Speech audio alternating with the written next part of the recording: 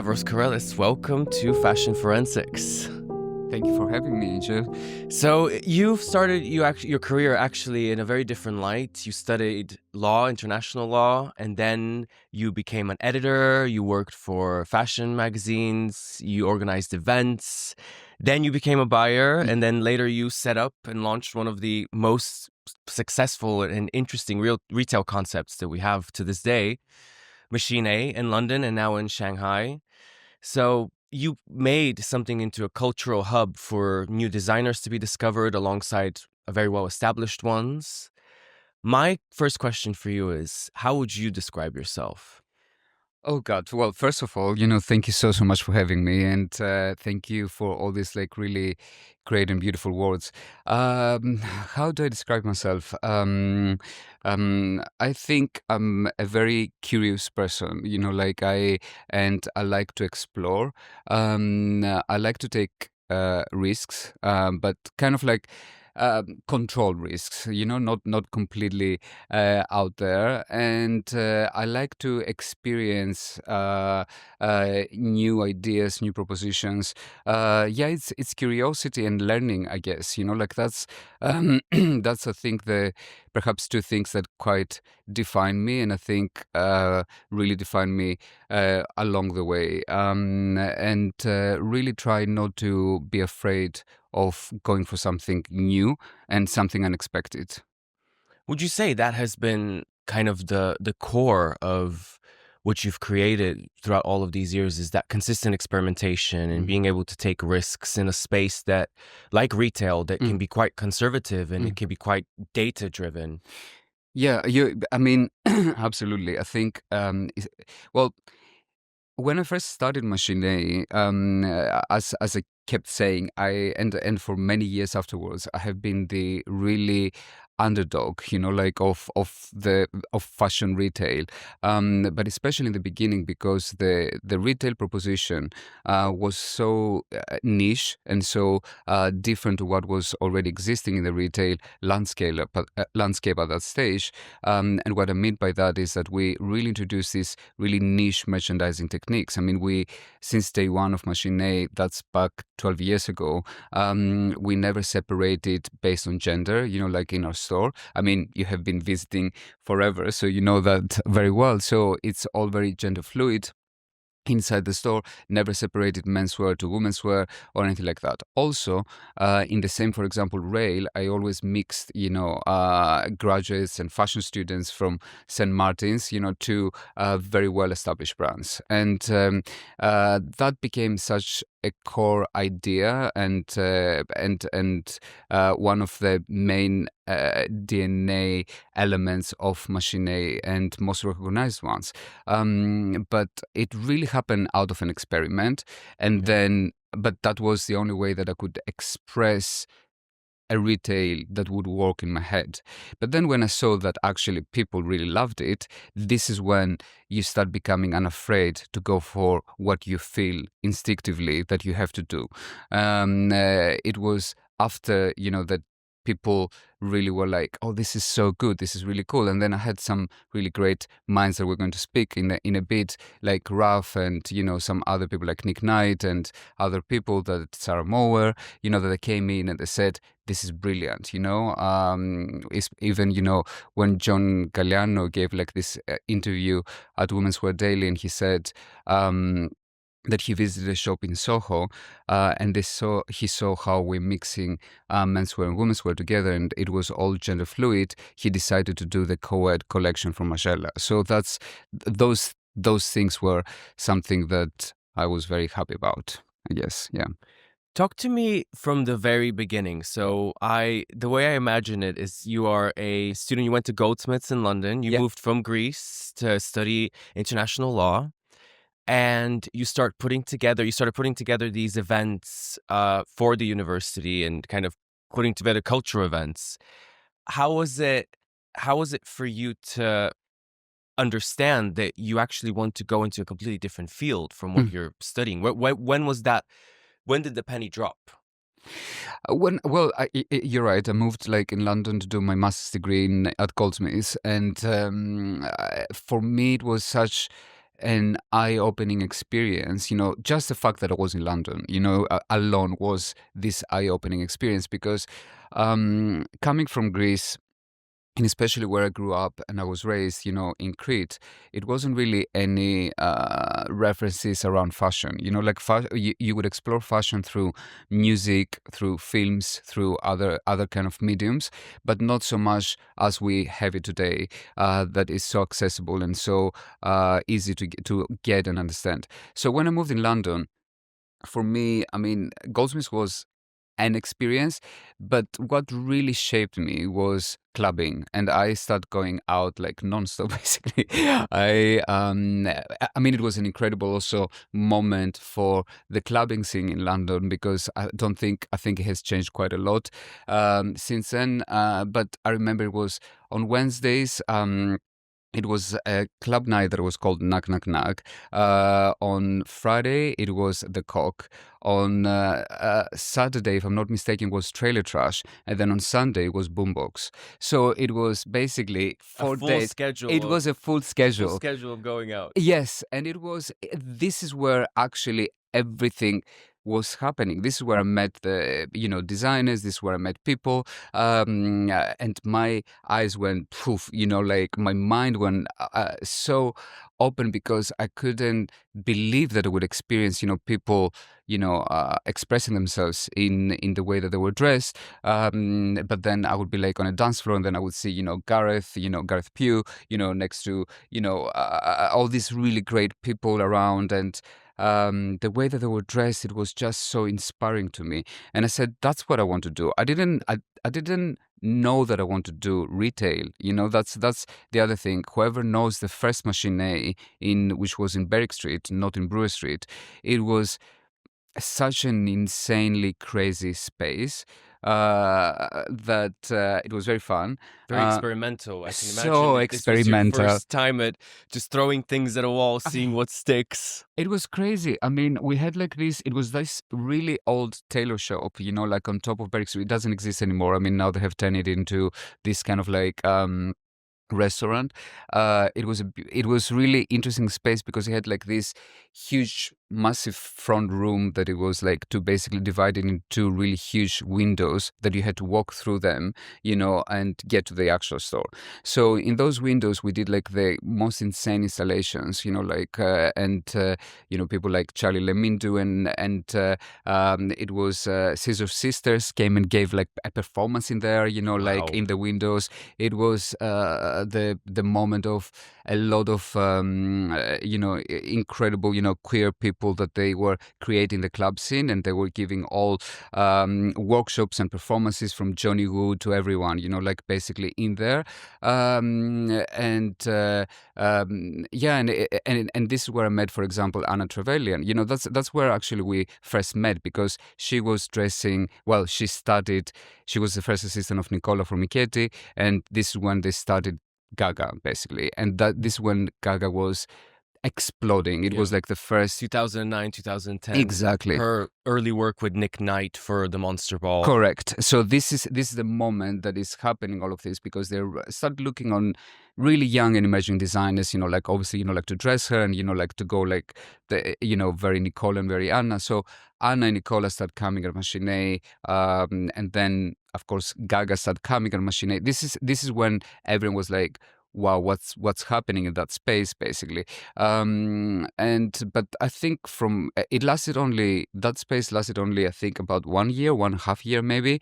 But this is where I realized, okay, if we are to do it and we do it correctly, then this could become something really great. So that's how the idea of actually creating a retail store at Machine in Brewer Street came along, and it was with Anna Trevelyan that we started Machine in Brewer Street. Wow, and I can only imagine that was such a experimental time for when, you talk a lot about like a huge artist like Gaga, a huge American artist like Gaga, bridging young designers with, pop culture. Yeah. And I think that was a big catalyst for a cultural change amongst music, amongst how artists see fashion and how they interact. And what was it like to then go back to the drawing board and basically reimagine the concept, knowing, having your mistakes, having your triumphs? Yeah. How did you and Anna approach the space for this kind of relaunch?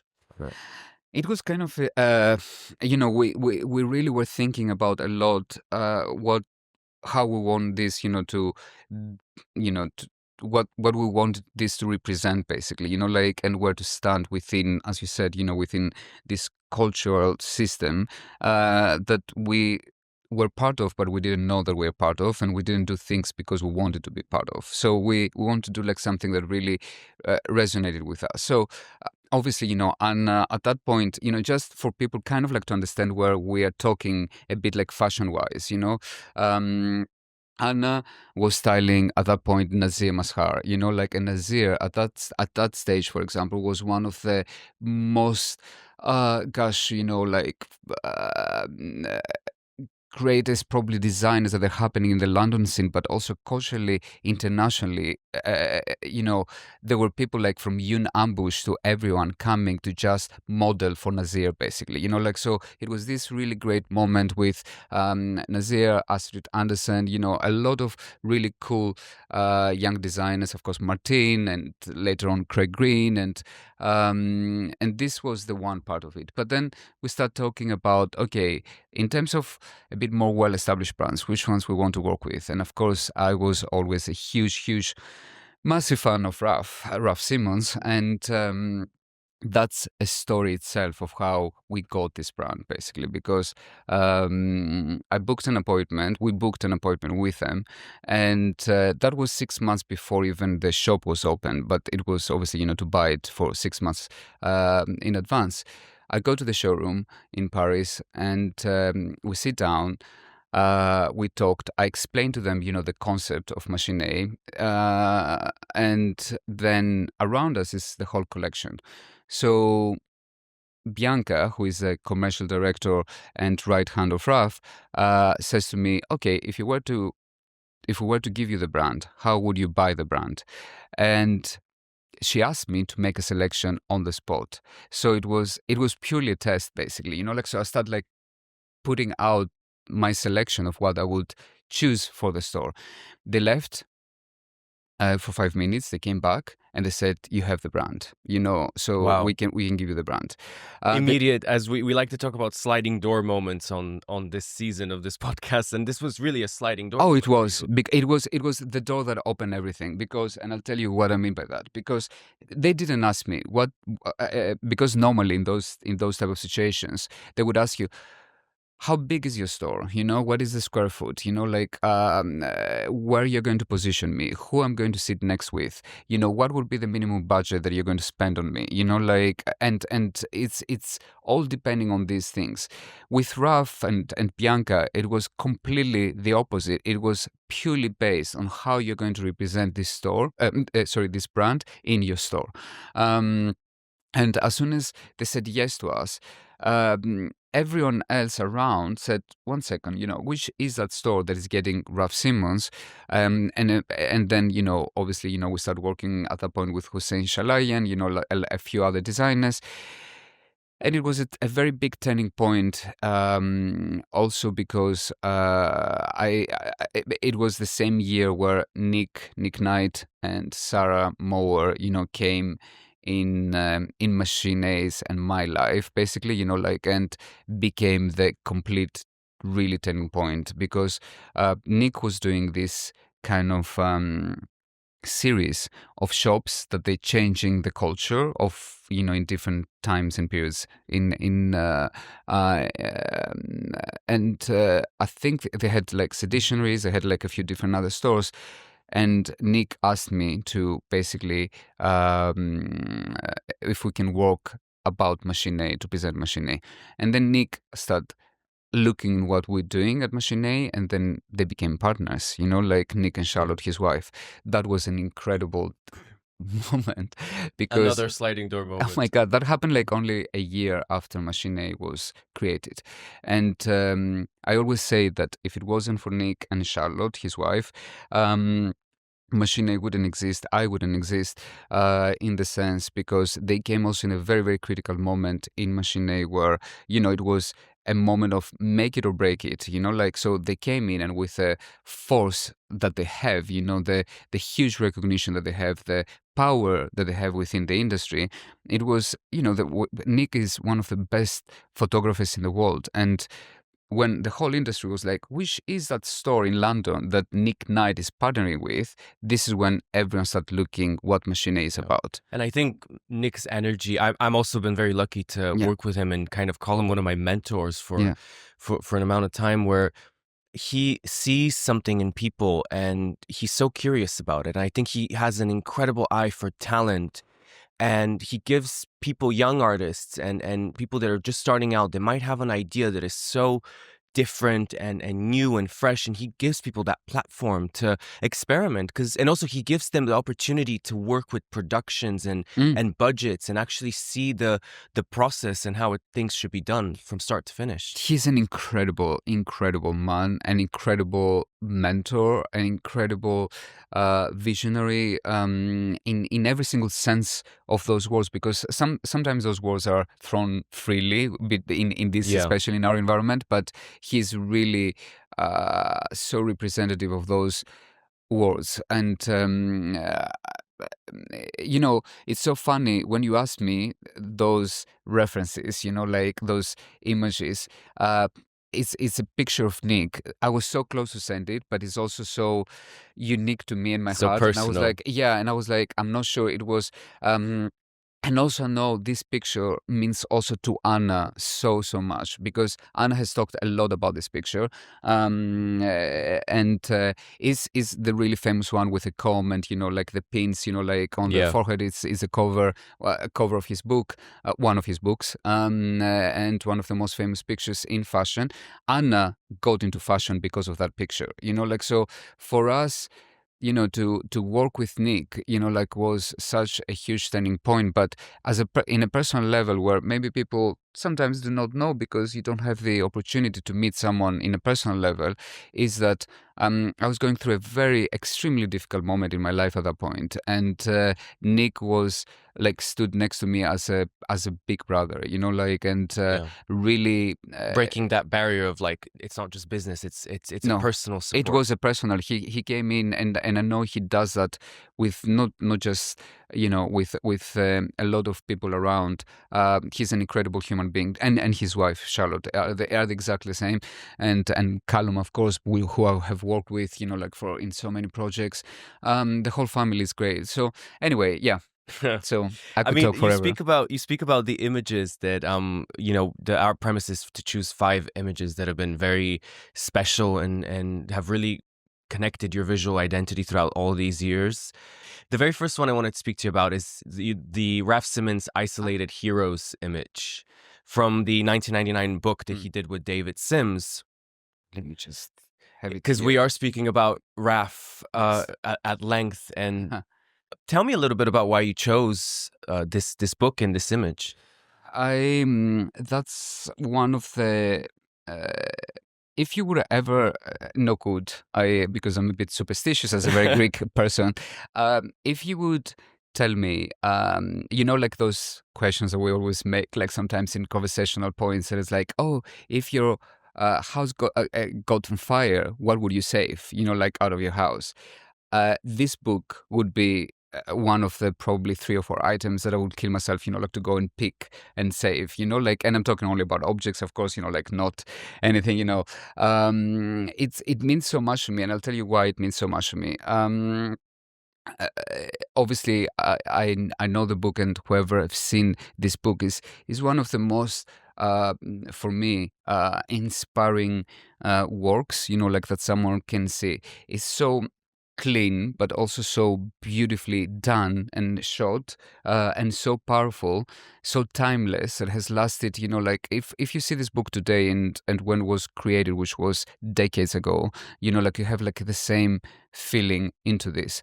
But also there is a personal thing, because when I was starting Machine A, a day before, I opened Machine A, and I was very, very stressed, and I was very worried if things would go well or not, like I receive a package and it's like this book inside, basically, like with a handwritten note, like off rough, like basically, telling me about this new venture that I'm about to start, with a store and some personal things which I'm not going maybe to share here, which really, I was so mesmerized because I was like, how on earth a man like Ralph Simmons takes the time to sit down and write something to someone that opens a shop in London that him and I haven't met at that point at all. So I thought that this is such a thoughtful thing for someone to do, in his position. It's almost like a life giving you this like pat on the back, like you've got this. It's That's like the thing. it's a surge of energy in these Yeah, moments. like that's the thing. I mean, at that point, I was like 28 years old, like 28, 29 years old. Yeah, 28.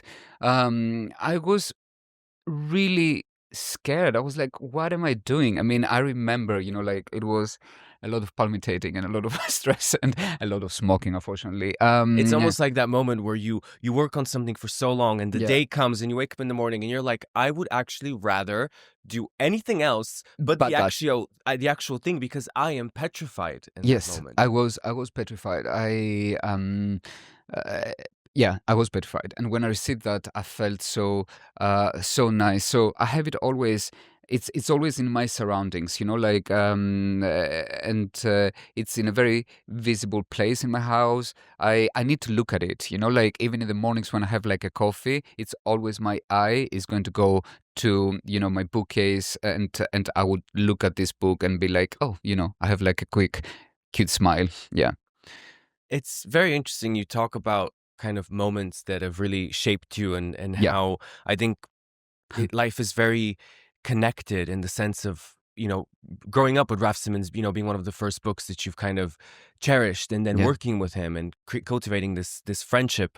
What can you tell me about how your friendship and partnership has grown throughout the years? Because you also, this leads me to the second image I want to talk about is Yeah. his very last show in London, where you played a huge part at kind of closing a big chapter of his life when he decided to kind of step away from the brand, and this was in 2023. How did your friendship and partnership with Ralph Simmons evolve throughout the years?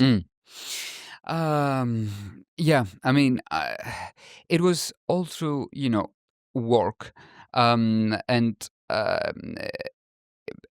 being so passionate about what I do, I think, like really resonated with Bianca, who works like Bianca is kind of like the other half of Ralph in Ralph Simmons' world. And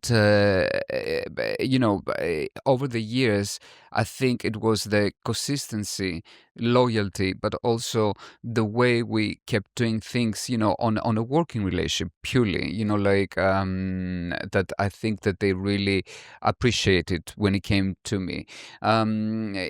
We never went in a different direction in the way that we buy the brand, in the way we curate the brand in Machine, what it means to me personally, and all the passion and the work that has been given behind it.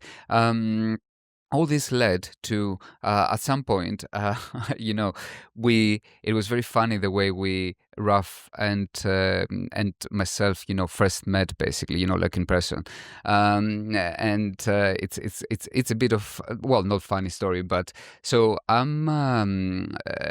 it's years later, and it's a Saturday night, and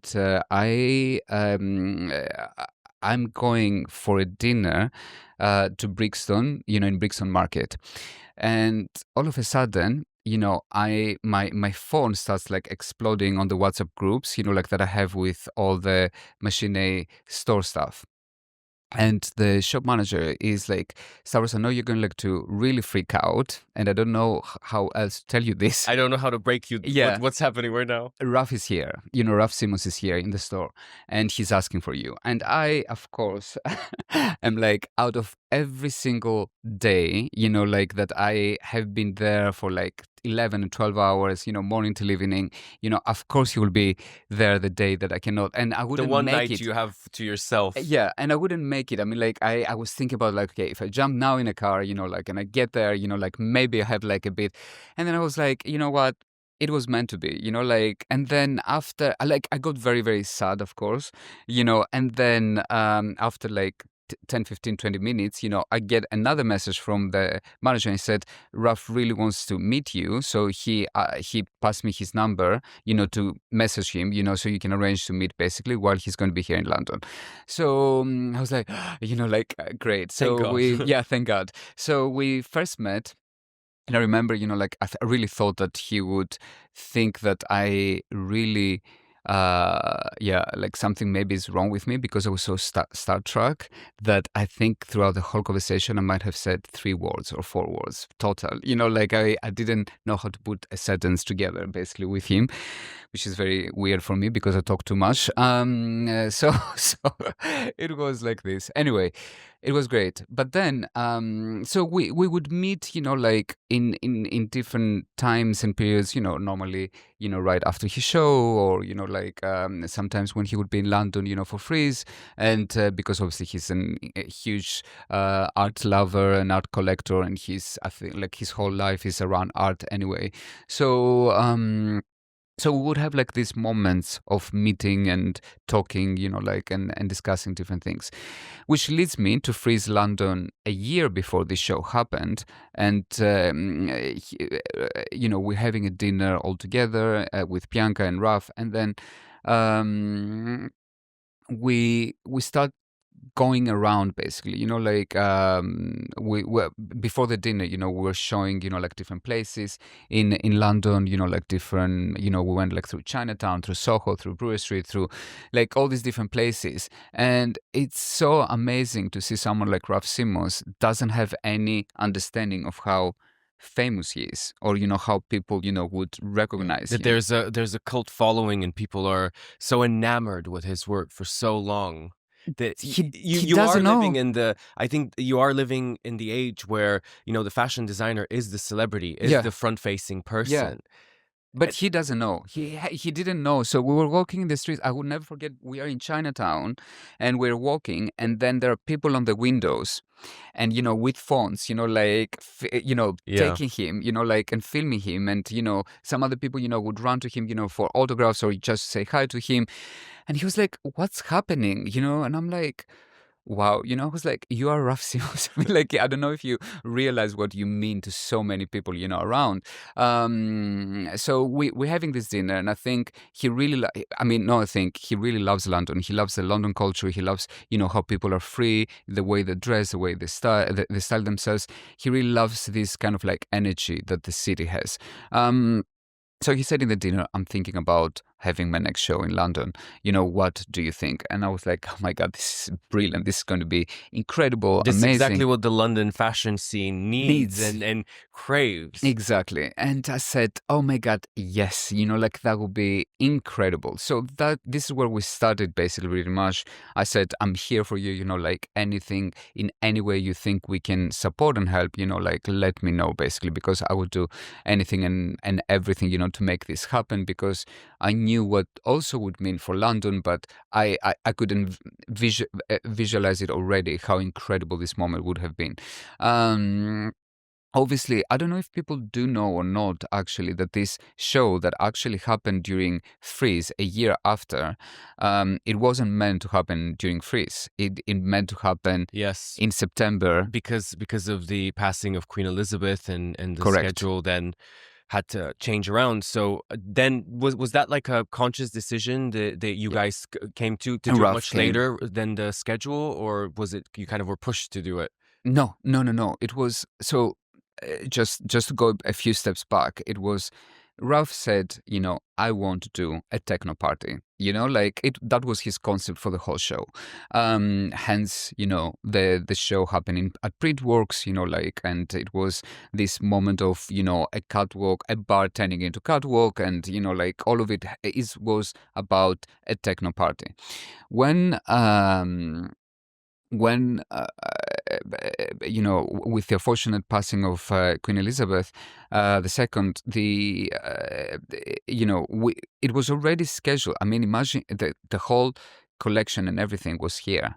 Like everything was in London already. Casting is happening. Casting is happening. The whole team of RAF is actually I think in London. It's already, because that happened only, I think About like 48, a week. 48 hours. No, not even like 3 to 4 days Was before. it a week or I 3 or 4 remember. days? Yeah.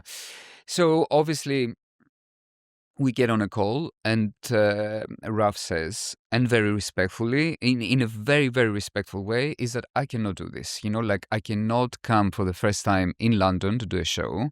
And Queen Elizabeth II has just passed away, and for me, to do a techno party, it's so inconsiderate, it's so disrespectful. I would never do that, so Yeah. he preferred, him and his team, to, of course, take a huge burden of canceling everything, because it was imagine you have to cancel everything, It's a but commitment to people, to venues, of course, to financial commitment. everything, this is a huge operation. It wasn't an easy one, to be able to pull. But Ralph wants to be respectful, and pay his tribute, and yeah.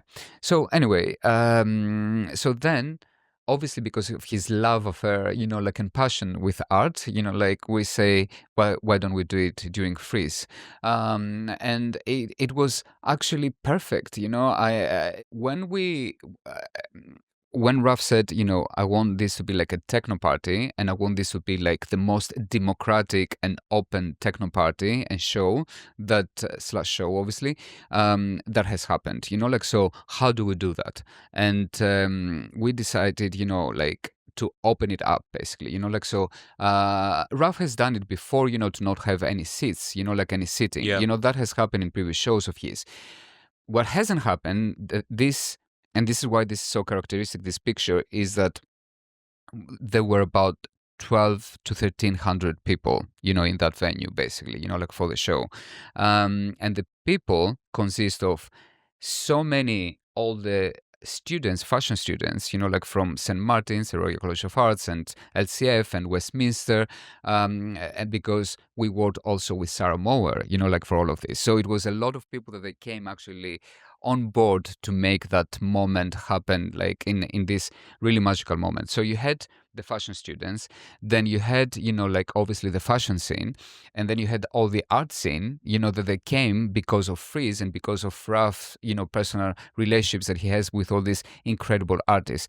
So this mix, while you were seeing the show, was actually incredible. And after the show, there were so many shows that they followed up with inviting and opening it up to fashion students, and make it very much like that. Well, my recollection of yes, the show sorry, was, yeah, you were there. So tell me, how did it feel for you actually? My recollection of the show is that I just remember being so enamored with the production of it, because I know how difficult it is to put together shows that are 500, 600 people, let alone put together a show that is in as big of a venue as Printworks, for as big as a designer as Raf Simons, but also create it so intimate, that we were so many people there, but it was so deeply intimate, and it felt the usual push and pull of fashion hierarchy that you usually have at a show, which is, who's going to be front row, who's going to be, whose editor is going to be prioritized. That did not exist. And I think that encapsulated his idea and legacy and who he is as a person really well, because we were able to connect with students that were in their first semester alongside iconic people like Sarah Mower and fashion directors. And you actually saw this really interesting exchange of culture and exchange of ideas happening between people, because the students weren't shy to go up to the fashion scene and ask questions and pitch their ideas. And I think it really represented something that London has encapsulated throughout the years so well, which is there's not a barrier here. I think oftentimes, when I go to Milan or Paris for shows, there's a barrier of hierarchy of, well, this person is very senior, so you have to go to somebody that's a bit more junior and then work your way through them in order to kind of exchange ideas and be in that space. Whilst here in London, I think all of the big professional fashion scene people, if you can call them that, they are always open to new ideas. And I think it's the same with the idea of machine, where it's like you're always open to new designers, people that are not even fresh out of university. They are in university, and it's their second collection. And I think that's the energy that London has encapsulated and needs to continue nurturing, because that's how those greats like Jonathan Anderson, for example, are born, because they have access to showcase their ideas and be creative. Absolutely. I mean, you're absolutely right. And I think also you said something that really is so true, like it felt so intimate, like something so humongous, like us having 1,300 people, like for a fashion show is a lot, like, and the space, I mean, whoever knows knew, like Printworks, because I think it has been demolished now. It's this huge techno space, like incredible club venue, and in order to be able to achieve that is a very, very difficult thing. Of course, there were so many great people as well that they work on this, like Laura, from Aegis 11, the team from PR Consulting. It was so much collaboration that was going on the backside, like Stephen Ma, like that we were working, because it was a lot of other people that were coming through, and we all basically came together, put things together, and supported Raf's vision as much as possible. But for me, because I never, and this is what I would like to say as last thing, is that I never worked on that side of things for fashion, like I never participated in the fashion show moment, like preparation for a show, how everything is put together, venue selection, people selection, blah blah blah, all of this, and the fact that I was part of this, it's probably maybe one of my top 3 most proudest moments that I have done in my life. Like personally, it meant so much, that I was there in this moment. To the contrary of everyone thinking that I knew that this would be the final show, before the show happened, I didn't know, so, and I didn't think anyone knew at that point that, this is going to be the final show of Raf Simons' brand, basically. I'm not sure if Raf knew it or decided then, or he had it in his back of his mind. I don't know, and I never asked, to be honest with you, because I think this is something very personal. But I can definitely say, because a lot of people thought that I knew that we're working on the final show, I didn't know, and but I did think it was an incredibly special moment. And after a while, of course, like after, I think, if I'm not mistaken, a few weeks from that moment, it was announced that Raf will made the decision to close his brand. Yeah. I mean, and what an amazing way to close out a chapter with creating a show that stands for everything that you stand for as a person, as a designer, as an artist, with amazing people that all just kind of want to create something that really will be left in the imagination of so many people. Absolutely. I think, speaking about London culture, you have selected one of your next images to be Keith Flint from Prodigy, and somebody that is incredibly iconic and incredibly controversial, a person who is their own character of itself. What made you choose that? He's my first influence and the first entry to fashion. Like I said earlier in our talk, that where I'm from, like in Crete, and in the time that I was going through being a teenager, which was obviously, like in the 90s, it was where I was, there wasn't any fashion scene. You couldn't, obviously, social media, phones, everything, this didn't really exist. Oh my God, I sound like so ancient. And even internet was used in a completely different way. Like internet was used, like to do a good, essay for the school, but not really, like to discover things. Or to live your life in it. No, not at all. So the only way that you could actually find out about fashion was or through magazines or like through music or through films.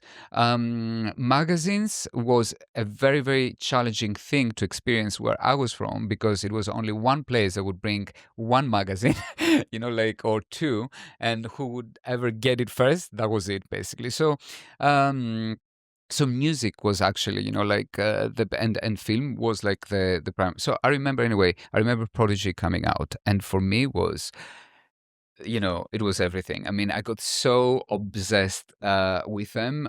It was everything was about Prodigy. I mean, I was listening only to the music. My whole room was, with their posters.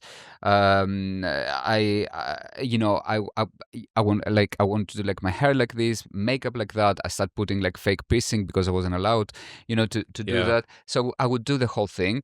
And I remember, my parents really freaking out. I mean, they were really, really freaking out of what was going on with me. They thought that I'm going through, like, I don't know what type of phase. Yeah, it was quite of an experience. But I still to this day consider them, and him especially, a true icon, like in the way that he has changed and shaped not only music, of course, but culture. The And movement of itself as well. yeah, it changed. I mean, there are some others, but I think they did change hugely. 90s forever, like it was this whole completely new world for me. I remember, the music video clips, like, and I would watch them on repeat again and again and again and again, while I'm listening to the music. And it wasn't just because of the music, but it was the visual experience through them that, for me, it was so new and so different. And yeah, I want to dress like them. It was pure obsession, yeah, for I mean, even to this day. And he's gosh, so if you tell me, like, who would you want ever to go through Machine doors and hasn't been, and of course it won't happen anymore, but it would have been him. And I will never forget that, about um, 1 year before his passing, he was opposite of Machine A, and I am inside of the store, and I turn, and I'm like, oh my God. And I see him, and I'm like, I had like, really, I was kind of like almost like frozen, like I was like so, yeah, taken back. And everyone was like, oh my God, just go and talk to him, like, you're such a big fan, go and talk to him. I was like, no, I don't want, like, to do that, because I think that, people don't like it, to invade their privacy or the moment that they're having. So anyway, I didn't do it, and I'm kind of like, have regretted. I think it's quite interesting that your inspirations have always been very quintessentially British. Yeah, yeah. Now I realize, actually, I'm They are, yes. and there's something very interesting about how your adolescence and what you immediately felt drawn to propelled you to be here and to create this your own kind of idea of what it means to be punk in fashion, to carry not only punk but other subcultures within the retail space and create a space where other subcultures can interact with fashion and they can really be part of it. I think it's really interesting how that leads us to the next image, which is the kind of poster for Trainspotting, the 1996 Danny Boyle comedy drama, and something that became so interestingly famous on many different levels within British culture. Why did you decide to include that, and how did it impact you? Well, first of all, you just had a light bulb switch in my head, which I didn't realize all these years in my life. What you said, that, so many of my references are actually British, coming from the British culture, and I haven't realized it, which is, yeah, it's really wow. Yeah, like, I didn't. Now that you said it, it really clicked on my head that I finally, like, I'm living in a country, in a city, for the past 17 years, like, and it's coming from that moment. Anyway, so Trainspotting, what can I say about that? So I watched it. The first time I watched it I wasn't allowed to do it. I mean, like how you said, probably legally, like I went like in because I was younger from the age Yeah. limit, like in the cinema. So I had like to really sneak in to go and watch it. And again, I got so so obsessed with everything. The idea, I'll tell you what it really got me obsessed about this one. This was really the fashion and the music. Yes, the storytelling is great, and but for me this probably played one of the biggest inspirations when it comes down to fashion and music as well. I mean, it has one of my two favorite soundtracks are obviously like he's from Prodigy, and it's that Firestarter, but then from here is Born Sleepy, like which was one of the Yeah. songs, like of this movie, And what a from defining Underworld. song in the Yeah, movie. yeah, and it's that moment also, like that I really love, and I have watched that movie, I don't know, maybe like 20 something times. That's how I am actually. If I do like something, I really go kind of like too much into it. And yeah, that really, I think, shaped my aesthetic, this movie, like shaped really what I like fashion wise. I remember, the every single person's here outfits, I was obsessed with them, and I loved them, and I loved the whole energy and culture that this really created. And it was actually one of the key reasons this movie that I really wanted to come, not to live in London, but I really wanted to come in London, basically, like and experience the whole thing. Yeah. Yeah. Yeah. And I think it's really interesting how each one of those characters has a very well established identity Mm. within it through fashion and Yeah. through those style codes that we oftentimes think about, and there's a realness to it. Absolutely. But when you look at each one of them, and you look in every single phase and stage of fashion, they look so current. Like, I mean, they Yeah. never went out of fashion. None of these characters have. So when you realize that, is that when it's, I don't know, it has, it's a generational impact, that I think, they have. I mean, I'm 41 years old, and I think it really does resonate with me. But I think also for people that are like in the early 20s can really resonate super well as well. Yeah. Yeah, it's a very interesting piece of like quintessential British It is. media during a time where I think British culture was really pushing the boundaries and was really exploring again subcultures, controversy, but it did it in a way that people wanted to learn more about it and to kind of inform their own opinion of it. I think you're so right in terms of like subculture. Like it's something that I always, f- it always was so attractive to me, and I think also that's also what I hope Machine does create. Like and has created over the years.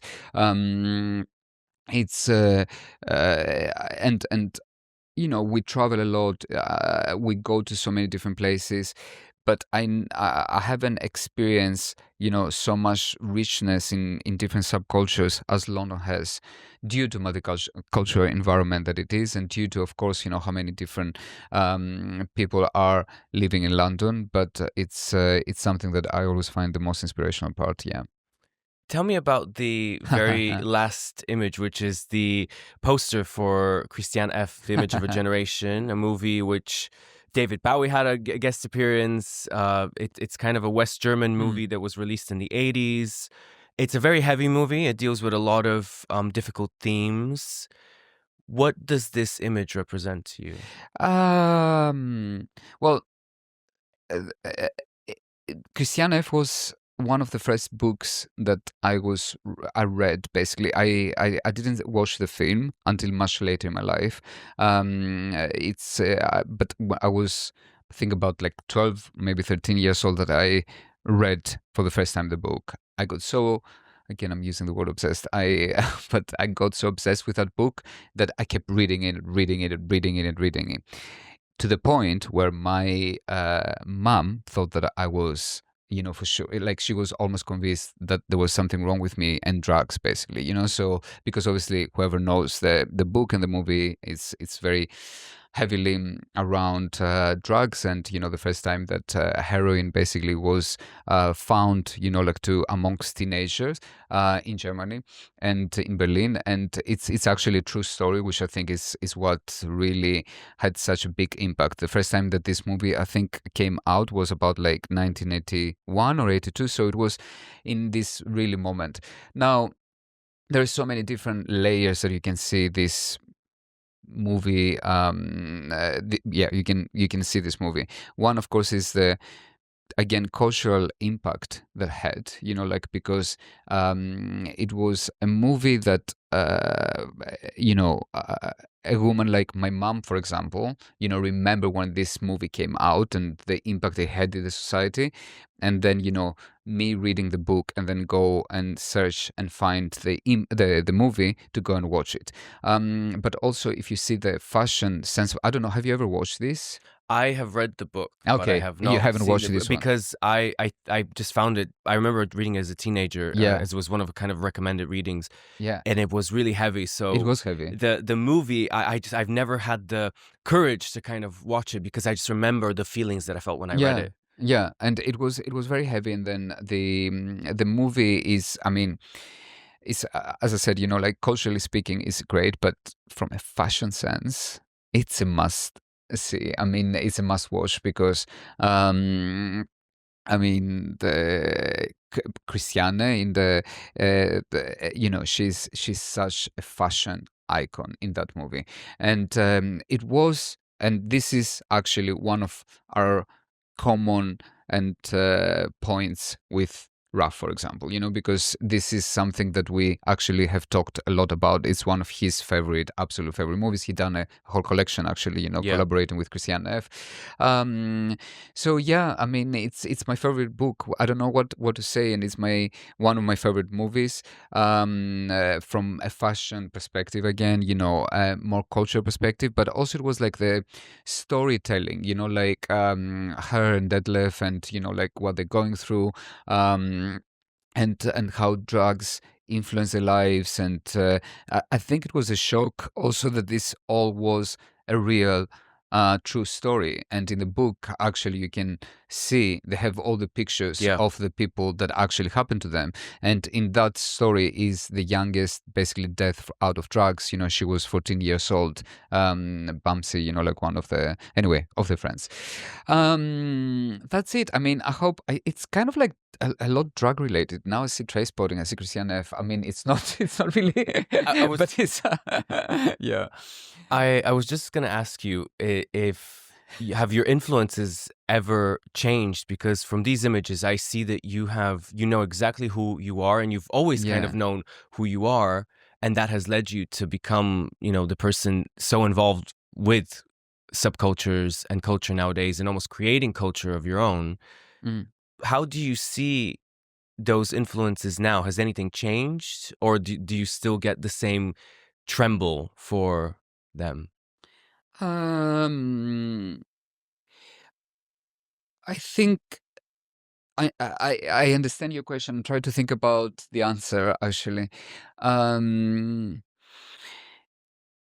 this they still to this day mean so much to me, because also they are connected, all of them, with different moments in my life, like from, since I kind of like was a teenager until now I'm like an adult, like, not how you call a 41-year-old guy, not an adult. You It's are an way, adult. way, but I am, but You are an I adult. think like I'm like a bit more later on to the adulthood. I mean, senior adult? No, I hope not. Anyway, so in those kind of like 25 years, like all of these, have played a very important part to who I am as a person. And it's I don't think that, when you look at this, says things about me. It's more about, what I am attracted to, what I like, from an aesthetic perspective, of what I like from perhaps a cultural perspective, or going back to the word that I used in the beginning, curiosity, like maybe, like to a world which I'm not part of, but I want to look, like I want like to almost understand exactly, and experience and experience, even visually experience it, I wouldn't want to experience Christiana F, like in any sense of it, but I like to watch it and understand, like how people can go through all this, like, and the psychology exactly of it. I think it's also about awareness. Exactly. And I think that again, like it's kind of like the point that relates to me. But I'm how can I say, inspired by, a lot of things around me, like it's I don't know, it's like so cliche to say, but it's a lot of things that could inspire me, but I'm happy I have this as a foundation, like in my in my way of my creative structure inside me, like in my art structure. I love the fact that, I'm coming from when I was teenager, because it was happening, it was there, I love that I'm like from the rave culture. I love that I later on, got into the electro music, because this is when it was happening, like, so I get it. I mean, it's so funny because 2 weeks ago I was at Machine, and it's like all the incredible, I love them as family, young kids that they work there, at Machine. One of them were playing, like these remixes, because I always ask them to connect the playlist with Machine, because they're young and they know what is cool, not my playlist. And then all of a sudden, as I'm sitting there and I'm doing my work, I keep listening to, like Miss Keating and Felix the House Cat and, like all these kind of like electro DJs, but in remixes. And I ask, who's this playlist? And then they experience something that I experienced 20 years ago, but from a completely new way of being. So I love this all has been my own foundation, because I think that's what made me who I am today. But I'm really curious and open to learn every day something new. Stavros Karelis, thank you so much for being on Fashion Forensics. Oh my God, thank you so much for having me. It was such a good time to talk to you, and you always also have been, someone that inspires me, like, because we see each other quite often, like in different places and moments and times. And, from an aesthetic point of view, but also as who you are, it's always something that, I always find inspiring and great to be with. Yeah. Thank you so much. I can say the same to you, Stavros. Thank you so much for being here. Thank you.